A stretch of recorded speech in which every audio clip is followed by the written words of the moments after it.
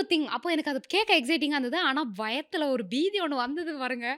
அது வந்து அதுவும் ஃபர்ஸ்ட் எபிசோட்லாம் நான் பின்னாடி போய் அழுதுட்டேன். நான் ஒரு மஷ்ரூம் கீ ரோஸ்ட்ன்னு ஒண்ணு பண்ணேன். பன்னீர் கீ ரோஸ்ட்.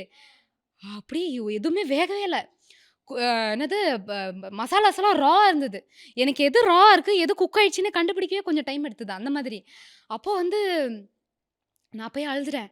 என்ன ஷூலேருந்து தூக்கிடுங்க. எனக்கு வரல. எனக்கு குக்கிங் வரல. எனக்கு வந்து ஏன் நீங்க என்ன கூப்பிட்டீங்க? அப்படின்னு சொல்லிட்டு.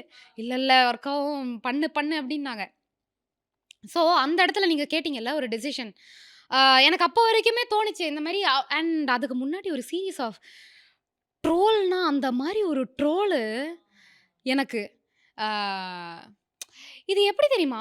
ஒருத்தங்க நெகட்டிவ் ஷேட்லயே இருக்காங்க. அப்டின்னா, வாழ்க்கை ஒரு மாரி தைரியமா இருக்கும். எனிவே இவங்கலாம் நான் நம்மளுக்கு நிஜத்திலேயே ஆ வில்லி தான்டா. அதான் எனிவே இவங்களுக்கெல்லாம் என்ன பிடிக்க போறதில்ல. அப்டின்னு சொல்லி தான் நான் உள்ள வந்ததே குக் வித் கோமாளிக்கு. ஏன்னா, அப்போலாம் வந்து நான் வந்து பண்றதெல்லாம் ஃபேக்கு அப்டிலாம் சொல்லிட்டு இருப்பாங்க. உண்மை பேசும் மக்கள் ஊடகம் SS நியூஸ் டிஜிட்டல் 24/7 கனெக்டட்.